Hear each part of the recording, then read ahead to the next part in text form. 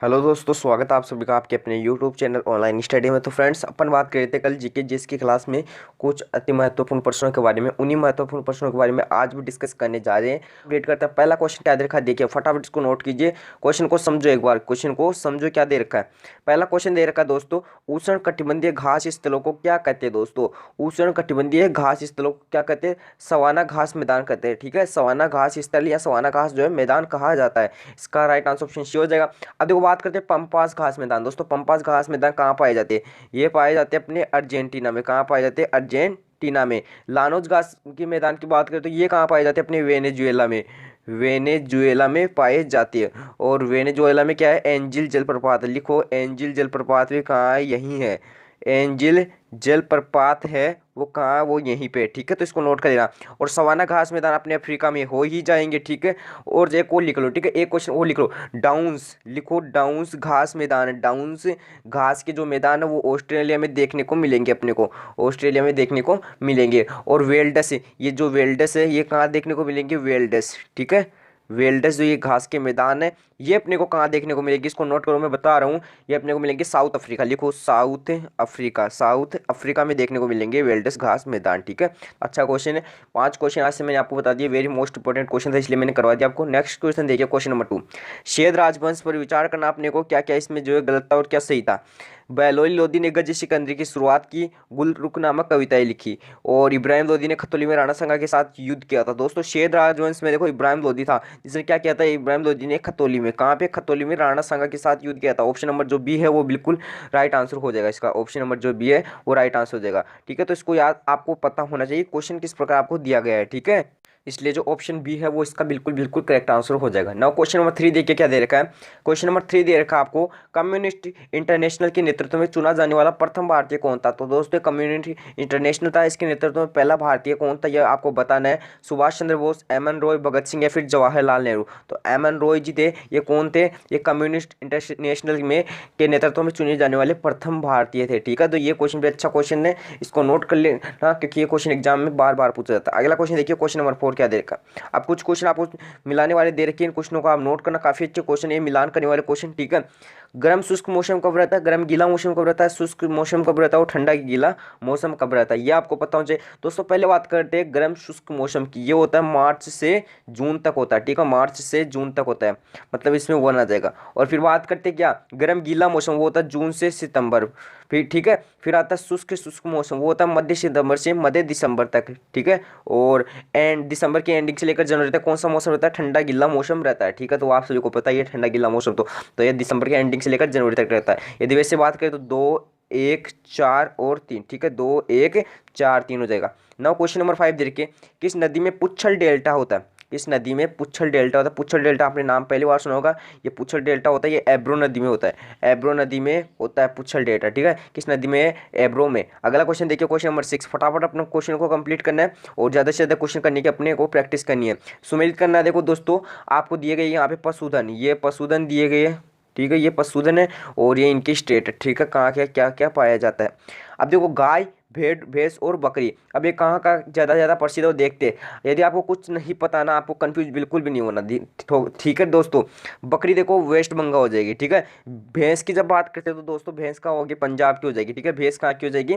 पंजाब की, क्योंकि सबसे ज़्यादा भैंस है ना पंजाब में पाली जाती है। ठीक है, और गाय की बात करें तो दोस्तों गाय हो जाएगी एमपी की। गाय हो जाएगी एमपी की और भेड़ हो जाएगी जम्मू और कश्मीर की। ठीक है, आप देख सकते हो, फर्स्ट यहाँ पे हो जाएगा। ठीक है, फर्स्ट यहाँ पे हो जाएगा, सेकंड यहाँ पे हो जाएगा एंड 3 यहाँ पे और 4th लास्ट का हो जाएगा। ठीक है, तो ये क्वेश्चन काफ़ी अच्छा क्वेश्चन है कि देखो गाय जो है सबसे ज़्यादा एमपी में मिलेगी आपको देखने को, और जो भैंस है वो जम्मू कश्मीर में आपको, सॉरी पंजाब में आपको देखने को मिलेगी। चाहे आप चेक कर लेना, पंजाब में सबसे ज़्यादा भैंस पाली जाती है। अगला देखिए, क्वेश्चन नंबर 7 क्या दे रखा है।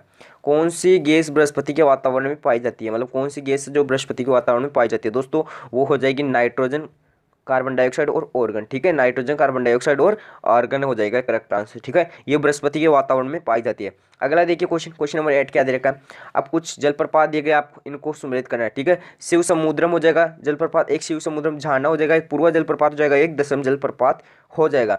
अब ये कहाँ कहाँ से है वो अभी आपको मैं बता देता हूँ। शिव समुद्रम जलप्रपात हो जाएगा, वो हो जाएगा अपना कर्नाटका में, ठीक है, कर्नाटक में हो जाएगा। फिर बात आती है शिव समुद्रम झरना, ये अपना तमिलनाडु में ही होगा, ठीक है, ये अपना तमिलनाडु में होगा। फिर आती है पूर्वा जलप्रपात की दोस्तों, तो ये हो जाएगा अपना एमपी में, ठीक है, एमपी में। और दशम जलप्रपात हो जाएगा तमिलनाडु में, ठीक है। तो आप इजीली मिलान कर सकते हो किस प्रकार क्या क्या करना है। इसको इस प्रकार इससे मिला दो, इसको इससे मिला दो, ठीक है, इसको इससे मिलाना है, वो लास्ट वाला इससे कंबाइन कर दो।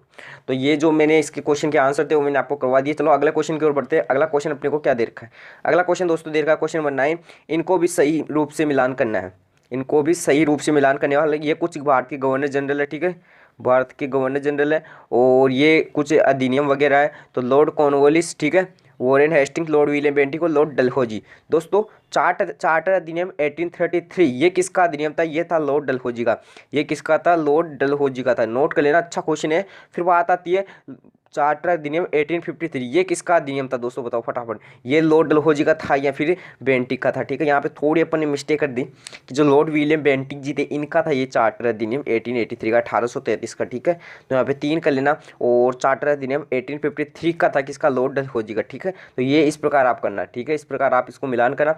फिर बात आती है चार्टर एक्ट 1786, ये हो जाएगा अपने लॉर्ड कॉर्नवालिस जी का, ये लॉर्ड कॉर्नवालिस जी का हो जाएगा। एंड ये जो है लास्ट एंड फाइनल किसका हो जाएगा, वॉरेन हेस्टिंग का हो जाएगा, रेगुलेटिंग एक्ट 1773, ठीक है, 1773 इसका करेक्ट आंसर हो जाएगा, ठीक है। तो आप मिलान कर सकते हो किस प्रकार क्या क्या है, 2 और फिर कौन सा जाएगा 3, ठीक है, 2 3 फिर आ जाएगा 1 और एंड 4, ठीक है, 2 3 सॉरी इसको इस प्रकार नहीं 3 4 इस एक मिनट थोड़ा इसमें मैंने गलत नहीं किया ना, एक बार चेक कर लेते हैं इसको क्या क्या इसमें मैंने मिलान किया, देखते क्या क्या मैंने मिलान किया इसका, पहले चेक करते हैं और फिर हाँ सही है, बिल्कुल बिल्कुल सही है, 3 4 1 और 2 बिल्कुल बिल्कुल मैंने सही किया, थोड़ा जो है कन्फ्यूजन हो गया था, बिल्कुल बिल्कुल ये इस बार जो है मैंने सही मिलान किया। ये क्वेश्चन भी अच्छा क्वेश्चन है, वेरी मोस्ट इंपॉर्टेंट क्वेश्चन, इसको डबल स्टार क्लिक कीजिए, वेरी मोस्ट इंपॉर्टेंट क्वेश्चन है। अगला क्वेश्चन देखिए, क्वेश्चन नंबर 10 क्या दे रखा है, अरुणा आसिफ अली का संबंध किससे है दोस्तों, अरुणा आसिफ अली का संबंध हो जाएगा किससे, फटाफट छाप के बताओ, भारत छोड़ो आंदोलन 1942 का है, उससे हो जाएगा अरुणा आसिफ अली का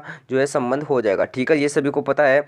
यदि मैं बात करूँ दोस्तों सविनय अवज्ञा कब हुआ था, 1930 में हुआ था, ठीक है। और यदि बात करते हैं बारदोली 1927 में हुआ था, ठीक है, 1927 में हुआ था, लगभग लगभग 90 अप्रोक्सीमेट 1927 में हुआ था, ठीक है। तो ये आप नोट कर लेना। यदि बात करते हैं अब बताओ कमेंट बॉक्स में खिलाफत मोमेंटम कब हुआ था, और साथ ही साथ बताओ, दोनों का आंसर एक ही मिलेंगे आपको।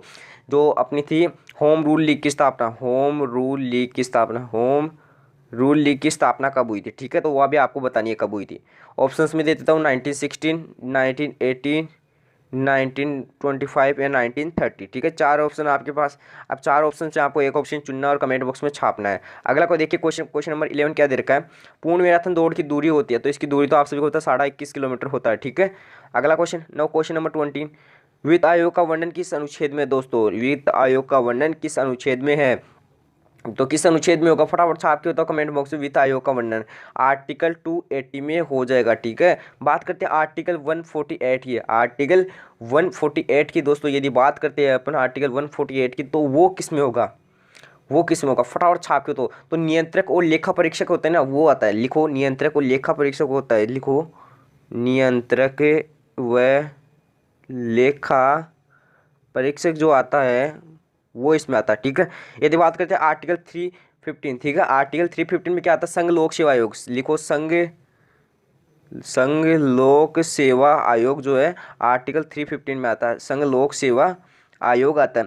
यदि बात करते हैं आर्टिकल 324 की, आर्टिकल 324 में क्या आता है, इसमें आता है इलेक्ट्रॉन आयोग, ठीक है, ये आ गया। अगला क्वेश्चन देखिए, क्वेश्चन नंबर 13 क्या देखा है, अंग्रेजों का नेतृत्व के खिलाफ कांद विद्रोह दोस्तों किसने किया था, यह आपने नाम नहीं सुना होगा, लेकिन मैं फिर भी बता देता हूँ, कांद विद्रोह किसने किया था, ये किया था किसने, चक्कर बिसोयल ने किया था, लिख लेना, चक्कर बिसोयल ने जो है कांद विद्रोह किया था अंग्रेजों के नेतृत्व के खिलाफ, ठीक है ना। क्वेश्चन नंबर 14 देखिए क्या दे रखा है, ये कुछ जो आपको सुमेलित करना है, फिर से क्वेश्चन देखो, आपको सुमेलित करने वाले क्वेश्चन और भी ज़्यादा देखने को मिलेंगे, क्योंकि सुमेलित करने वाले ही क्वेश्चन आपके एनडीए में ज़्यादा पूछे जाते हैं और अदर्स एग्जाम में भी पूछे जाते हैं, लेकिन एनडीए में ज़्यादा से ज़्यादा पूछे जाते हैं। नरोरा महाराणा प्रताप सागर, ठीक है, तारापुर और कलपक्कम, ये कहाँ कहाँ आपको देखने को मिलेंगे। तो नरोरा कहाँ पे देखने को मिलेगा, उत्तर प्रदेश में देखने को मिलेगा, ठीक है। और जो महाराणा प्रताप सागर वो मिलेगा हिमाचल प्रदेश में आपको देखने को, ठीक है। और यदि बात करते हैं तारापुर, ये देखने को मिलेगा महाराष्ट्र में, और जो है तमिलनाडु में क्या देखने को मिलेगा, कलपक्कम जो है देखने को मिलेगा, कलपक्कम जो है देखने को मिलेगा, ठीक है। तो इसको नोट लेना, अच्छा क्वेश्चन है, very most important question. Now question number 15 देखिए क्या देगा, नंदा देवी हिमालय चोटी कहाँ स्थित है दोस्तों, very most important question. Nanda Devi कहाँ बताओ, फटाफट बताओ, नंदा देवी जो चोटी है वो कहाँ है बताओ फटाफट। तो ये हो जाएगी उत्तराखंड में दोस्तों, कहाँ हो जाएगी, उत्तराखंड में। यदि बात करते हैं जम्मू कश्मीर में कौन सी है, तो केटू हो जाएगी जम्मू कश्मीर में। सिक्किम में दोस्तों, सिक्किम में कंचनजंगा, सभी ने नाम सुना होगा, कंचनजंगा सिक्किम में हो जाएगी, ठीक है, ये भी नोट कर लेना। यदि बात करते हैं दोस्तों हिमाचल प्रदेश की, तो तारा पहाड़, तारा पहाड़ आपने नाम सुना होगा, तारा पहाड़, ठीक है। तो तारा पहाड़ कहाँ हो जाएगा अपना, वो हो जाएगा हिमाचल प्रदेश में। नाउ क्वेश्चन 16 देखिए क्या दे रखा, कोबाल्ट 60 का उपयोग देखो दोस्तों किस में होता है, कोबाल्ट 60, कोबाल्ट 60 का जो उपयोग होता है किस में होता है, कैंसर के उपचार में होता है, ठीक है, कैंसर के उपचार में होता है, ठीक है। यदि बात करते हैं थायराइड ग्रंथि की सक्रियता में किसका उपयोग होता है, तो आयोडीन का उपयोग होता है, आयोडीन 131 का उपयोग होता है। और कैडमियम की जो नियंत्रक छड़ी है, ठीक है, मतलब छड़ों में किसका होता है, कैडमियम का उपयोग होता है, इसको भी नोट कर लेना। तो ये वेरी मोस्ट इंपॉर्टेंट क्वेश्चन थे कुछ, तो उन्होंने आपको बता दिया। Now question number 17, question number देखिए क्या दे रखा है, ये देखो कुछ क्वेश्चन और भी मोस्ट है, यहाँ पे मैंने थोड़ा सा जो है लिखा नहीं गया। अब इस क्वेश्चन में आपको क्या पूछा गया है समझो, स्थायी बंदोबस्त की व्यवस्था के लिए कौन सा कथन सही है। स्थायी बंदोबस्त आप सभी जानते हो कब का था, स्थायी बंदोबस्त का एक्ट लिख लेना यहाँ पे, 1793 का स्थायी बंदोबस्त का जो है, मतलब स्थायी बंदोबस्त की व्यवस्था 1793 की थी, ठीक है। तो उसके लिए सही कथन को अपने को चुनना है, ठीक है। नेक्स्ट देखिए, ऊपर देखिए, इसको देखते क्या क्या दे रखा, स्थायी बंदोबस्त में किसानों के पास भूमि के स्वामित्व के अधिकार निहित थे, इसी प्रकार जमींदारों के पास भी जो भूमि के स्वामित्व के अधिकार निहित थे, और जमींदारों को एक निश्चित तिथि तक किराए की एक निश्चित राशि का भुगतान करना पड़ता था, ठीक है। और लास्ट एंड फाइनल क्या दे रखा है, स्थायी बंदोबस्त जमींदारों को एक अत्यधिक लाभ हुआ, जिससे कि जो है किसानों को नुकसान उठाना पड़ा। दोस्तों स्थायी बंदोबस्त में ऐसा कुछ भी नहीं हुआ था कि किसानों को हानि हुई थी, तो ये रॉन्ग हो जाएंगे। और बाकी ये जो तीन ऑप्शन है, ठीक है, तीन ऑप्शनों में से जो सेकंड और 3 है वो इसके बिल्कुल बिल्कुल राइट आंसर हो जाएगा, ठीक है। देखो स्थायी बंदोबस्त में क्या हुआ था, एक तो जमींदारों के पास भूमि के स्वामित्व के अधिकार निहित थे, और जो है एक निश्चित तिथि तक किराए की एक निश्चित राशि का भुगतान करना था, मतलब फिक्स टाइम पे फिक्स जो है रुपये देने होते थे, ठीक है। तो वो सिस्टम था उस टाइम पे, ठीक है। समझ रहे हो ना क्वेश्चन क्या बोल रहा है, ठीक है। तो इस क्वेश्चन को अच्छे से समझ लेना, बार बार इस क्वेश्चन का रिवीज करो कि जो है जमींदारों के पास भूमि के स्वामित्व के अधिकार थे, जबकि किसानों के पास नहीं थे, और किसानों को हानि भी बिल्कुल भी नहीं हुई थी, ठीक है, ये रोंग दे रखा है इसमें। और जो है जमींदारों को एक निश्चित तिथि तक एक निश्चित किराया देना होता था, ठीक है। अगला क्वेश्चन देखिए, क्वेश्चन नंबर 18 देखो क्या दे रखा है, कौन सर्वोदय आंदोलन से नहीं जुड़ा था दोस्तों। सर्वोदय आंदोलन की बात करें तो सर्वोदय आंदोलन से कौन नहीं जुड़ा था, जयप्रकाश नारायण जी जुड़े हुए थे, आचार्य विनोबा भावे भी जुड़े थे, और धीरेन्द्र मजूमदार भी जुड़े थे। जीवी जो अप्पा राव है ये नहीं जुड़े थे इस आंदोलन से, ठीक है। सर्वोदय आंदोलन से ये जो जीवी अप्पा राव जी है ये नहीं जुड़े थे। और ये जो क्वेश्चन है मैं करवा रहा हूँ दोस्तों, पहले आप लिख लो, ये एनडीए के प्रीवियस ईयर क्वेश्चन है, ठीक है। 2006 से लेकर 2019 तक के मिक्स में क्वेश्चन ला रहा हूँ। इन क्वेश्चनों का आपके लिए देखना बहुत ही ज़्यादा मोस्ट जो है काम बनता है आपका। और वीडियो अच्छा लगा तो एक बार वीडियो को लाइक जरूर कर देना यार, वीडियो को लाइक जरूर कर दो, क्योंकि वीडियो बनाने में काफ़ी मेहनत होती है और आपके लिए इतने महत्वपूर्ण क्वेश्चन आते हैं, आप देखते भी नहीं हो, ऐसा नहीं होना चाहिए, देखा करो, क्योंकि हम में जब इतना मोटिवेशन है हम भी तो क्वेश्चन लाते हैं, तो आपको देखना ही देखना होता है। अगला क्वेश्चन देखिए, क्वेश्चन नंबर 19, किसके साथ टेनिस कोर्ट शपथ संबंधित है, मतलब किसके साथ टेनिस कोर्ट शपथ संबंधित है, रूसी क्रांति, अंग्रेजी, फ्रांसीसी या फिनलैंड। दोस्तों बात करते हैं कि जो है टेनिस कोर्ट शपथ ये किससे जो है क्रांति संबंधित है। फ्रांसीसी क्रांति का नाम आपने सुना होगा, ये कब हुई थी, चलो मुझे बताओ कमेंट बॉक्स में। 1789 से लेकर 1799, ठीक है। रूसी क्रांति की दोस्तों बात करें तो रूसी क्रांति दोस्तों कब हुई थी, 1917 में, ठीक है। तो ये जो ऑप्शन सी है वो इसका करेक्ट आंसर हो जाएगा। और ये हुई कब थी, ये हुई थी 1789 से शुरू हुई थी। नाउ क्वेश्चन नंबर 20 देखिए क्या दे रखा है, ये कुछ क्वेश्चन और भी ज़्यादा मोस्ट इंपोर्टेंट क्वेश्चन है। रामप्रसाद बिस्मिल, रोशन सिंह और राजेंद्र लाहिड़ी के बीच संबंध पूछ रहा है आपको, तत्व संबंध, ठीक है। 8 अप्रैल 1929 में केंद्रीय विधानसभा में बम फेंका था। स्वराज पार्टी के संस्थापक थे, और हिंदुस्तान रिपब्लिकेशन, यहाँ पे लिख लेना, रिपब्लिकेशन एसोसिएशन के संस्थापक थे। काकोरी षड्यंत्र मामले से जुड़े हुए थे। अब इसमें मैं आपको 4 क्वेश्चन बताऊंगा। पहली बात तो 8 अप्रैल 1929 को जो केंद्रीय विधानसभा में बम फेंका था वो किसने फेंका था, ये क्वेश्चन आपसे पूछ ले तो लिख लेना, शहीद भगत सिंह लिखो, शहीद लिखो शहीद भगत सिंह और एक और थे इनके साथ, ठीक है, वो भी लिख लो आप। शहीद भगत सिंह, एक कौन थे अपने, बटुकेश्वर दत्त, लिख लो बटुकेश्वर दत्त और शहीद भगत सिंह, ठीक है। तो ये आपसे पूछ ले कभी तो बता देना। फिर बात आती है स्वराज पार्टी। दोस्तों स्वराज पार्टी की स्थापना कब हुई थी, ठीक है। स्वराज पार्टी की स्थापना हुई थी 1924 और इसके जो अध्यक्ष मतलब किसने की थी, सी आर दास प्लस मोतीलाल नेहरू, लिखो सी आर दास, चित्तरंजन दास प्लस मोतीलाल नेहरू, ठीक है, चित्तरंजन दास प्लस मोतीलाल नेहरू हो जाएगा, ठीक है। अब देखते हैं और क्वेश्चन इसमें क्या पूछ सकते हैं। हिंदुस्तान रिपब्लिकेशन एसोसिएशन के जो संस्थापक थे, या फिर अपन बात करते हैं इसकी स्थापना किसने की थी, बताओ फटाफट छाप के बताओ, ठीक है। स्थापना कब हुई थी, ठीक है, बताओ फटाफट। यहाँ पे देखो दोस्तों 1923 का लेना, ठीक है, 1923 में हुई थी। ये बात करते हैं स्वराज पार्टी। दोस्तों स्वराज पार्टी 1923 में हुई थी, सी आर दास प्लस मोतीलाल नेहरू। और यदि बात करते हैं किसकी, हिंदुस्तान रिपब्लिकेशन, यहाँ पर री वो लगा लेना, तो इसकी स्थापना हुई थी 1924 में, इसकी हुई थी 1924 में, ठीक है। और इसकी जो स्थापना की थी किसने की थी, राम प्रसाद बिस्मिल और अन्य लोगों ने की थी, ठीक है। तो ये याद रखना। तो ऑप्शन जो डी है वो इसका करेक्ट आंसर हो जाएगा। ये तीनों जो है काकोरी षड्यंत्र से जुड़े थे, ये आपको पता होना चाहिए। और ये दो तीन के आंसरों मैंने अभी आपको बता दिया। अगला क्वेश्चन देखिए, क्वेश्चन नंबर 21। कौन सा यौगिक प्रकृति में प्रचुर मात्रा में पाया जाता है, दोस्तों बताओ, प्रकृति में प्रचुर मात्रा में पाया जाता है, वेरी मोस्ट इंपॉर्टेंट क्वेश्चन, लिखो सेल्यूलोज। ये सभी को पता है और काफ़ी इजी है, सेल्यूलोज पाया जाता है प्रकृति में, ठीक है। अगला क्वेश्चन देखिए, भारत में 1891 कारखाना अधिनियम, भारत का 1891 का कारखाना अधिनियम अधिनियमित किया गया था, किस मकसद से अधिनियमित किया गया था, बताओ। अच्छा क्वेश्चन है, भारत में श्रम स्थिति में सुधार हेतु जो है ये लागू किया गया था, अधिनियमित किया गया था। अगला क्वेश्चन देखिए, क्वेश्चन नंबर 23। इनमें से कौन गुडेम रंपा विद्रोह से जुड़ा था, ये विद्रोह भी अच्छा विद्रोह है। ये विद्रोह से कौन जुड़ा था, बिरसा मुंडा, कौशल कुंवर, अलूरी सीताराम राजू, इसका करेक्ट आंसर हो जाएगा। ऑप्शन नंबर सी है वो इसका करेक्ट आंसर हो जाएगा। चलो मुझे बताओ, बिरसा मुंडा किसके पक्ष में था, ये किसके पक्ष में था, फटाफट छाप के बताओ। अगला देखिए क्वेश्चन क्या दे रखा, बाल गंगाधर तिलक के लिए सही कथन को चुनना अपने को, ठीक है। इन्होंने पूना में अंग्रेजी स्कूल शुरू किए, इन्होंने शिव जयंती बनाने के लिए शिवाजी कोष की स्थापना की थी और आत्मनिर्भरता के पंथ का प्रचार किया था, गणेश की पूजा को एक घरेलू कार्यक्रम में बदला, ठीक है। पहले तो मुझे बताओ, गणेश चतुर्थी का धार्मिक त्यौहार कहाँ मनाते हैं, तो वो मनाते हैं सबसे ज़्यादा फेवरेट है महाराष्ट्र, फिर अदर्स जो है स्टेट में भी आता है, लेकिन महाराष्ट्र में ज़्यादा प्रसिद्ध है, लिख लेना। अब बाल गंगाधर तिलक की बात करते हैं दोस्तों, बीजीटी, ठीक है, बीजीटी, बाल गंगाधर तिलक। तो इसका राइट आंसर हो जाएगा, आत्मनिर्भरता के पंथ का प्रचार किया था इन्होंने, आत्मनिर्भरता के, सेल्फ डिफेंस, ठीक है, आत्मनिर्भरता के जो है पंथ का प्रचार किया था। अच्छा क्वेश्चन है, वेरी मोस्ट इंपॉर्टेंट क्वेश्चन है, ठीक है। तो ये आप नोट कर लेना। चलो मुझे बताओ कि जो होम रूल लीग की स्थापना हुई थी वो किसने की थी, फटाफट छाप के बताओ। होम रूल लीग की स्थापना किससे की थी, बाल गंगाधर तिलक से संबंधित है, इसलिए मैंने आपको पूछ लिया। अगला देखिए क्वेश्चन क्या दे रखा है, अगला क्वेश्चन दे रखा है, ईवी रामास्वामी नायकर किससे जुड़े थे, दोस्तों ईवी रामा नायकर स्वामी किससे जुड़े थे, ब्राह्मणवाद में सुधार, ब्राह्मणवाद में सुधार, स्वाभिमान आंदोलन या कम्युनिस्ट आंदोलन। दोस्तों ये जो आंदोलन है, ये ब्राह्मणवाद में सुधार का आंदोलन अभी भी थोड़े दिन पहले हुआ था, याद रखना, उसको भी जो है पूछ सकता है क्या पता। अब आपको पूछ रहा है कि ये जो ईवी रामास्वामी ये किससे जुड़ा हुआ, तो ये हो जाएगा कम्युनिस्ट आंदोलन से जुड़ा है, ठीक है। ये किससे थे, कम्युनिस्ट आंदोलन से जुड़े थे, ठीक है।